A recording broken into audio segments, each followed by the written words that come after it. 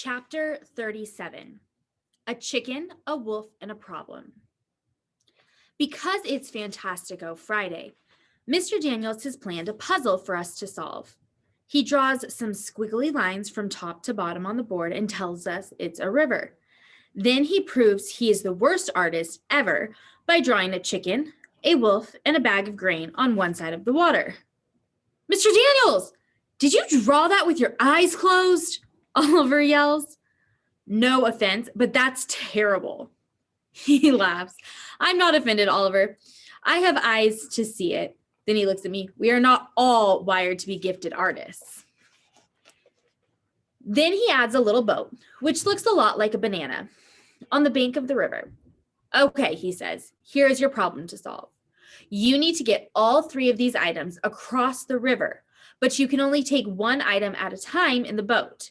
You can't leave the wolf alone with the chicken because the chicken will become lunch. You can't leave the chicken with the grain or the grain will become lunch. So how do you get all three items across the river? Remember, only one item in the boat at a time. Easy, Oliver yells. You just take the chicken first. What happens after that? Then you take the grain. But what will happen to the grain when you go back for the wolf? After a couple of seconds, Oliver drapes himself over his desk. Mr. Daniels pats Oliver on the back. It's okay, kiddo. It's supposed to be hard. Mr. Daniels turns to Suki. Any ideas? She puts her pointer finger on her chin. If you take grain first, wait, if you take wolf, she sighs and shrugs. I don't know. Albert's eyebrows are so scrunched up, they look like they'll cover his eyes. Take a few minutes to try to solve this on your own. Then we'll talk about it. I can't figure it out. No one can. Most kids have drawn a river and the animals like Mr. Daniels did. After a while, kids start talking to each other. I'm surprised when he doesn't tell us to be quiet while we try to keep solving it. I tear off 3 little pieces of paper and draw the chicken on the first, the grain on the second, and the wolf on the third. I move them around back and forth across the river. The class is loud now. I pick up my 3 pieces of paper and ask Mr. Daniels if I can work in the hallway because of the noise. Sure, go ahead. I'm out there just a few minutes moving my pieces around when Shay and Jessica come out. They sit across the hall from me. I guess they came out here to work too. This is dumb, Jessica says. Tell me about it. Shay answered. Who cares about chickens and wolves or whatever? Do you know the answer, Allie? Jessica asks. Why are you asking her? Of course she doesn't know, Shay says. She whispers something to Jessica, and soon after, Shay is holding up signs with words. Can you read this, Allie? I try to ignore them. I am not going to let her see me upset. I remember, life with Shay is like playing chess. Don't get flustered. Don't make mistakes. Aw, you can't read it, can you? The baby voice doesn't bother me as much as the words themselves. I try to concentrate on solving the problem.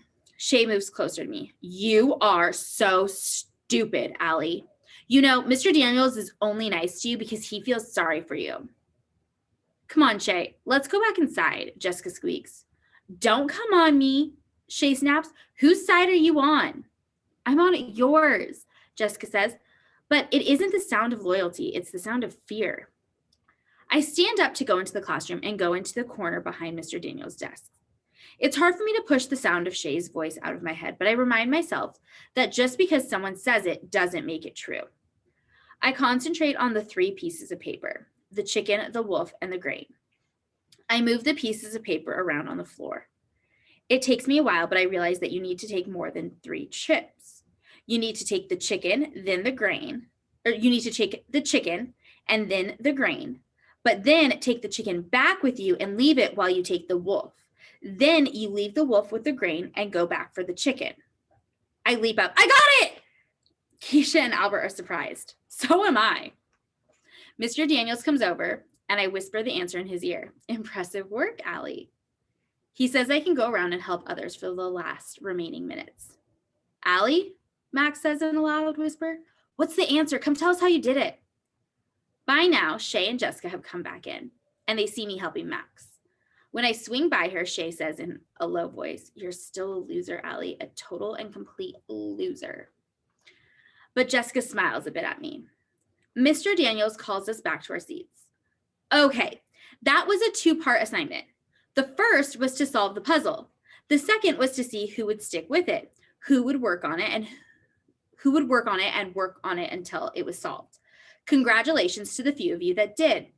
If you are one of the many that gave up and started talking to your friends about soccer and other things, I want you to consider that no matter how smart you are, success is reached with hard work too. I can't believe it. My experience with endless frustrations and having to work on things for so long has actually paid off. I guess maybe I'm having trouble is not the same as I can't. And that is the end of chapter 37.